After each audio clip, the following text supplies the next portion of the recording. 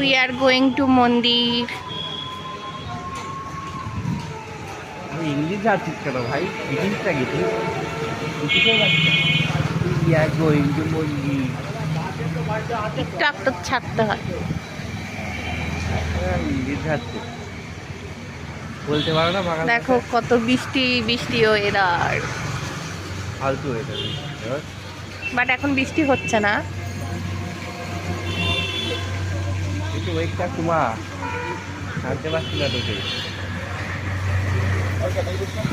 তারপরে রাস্তায় জল হয়, কিভাবে যাবো?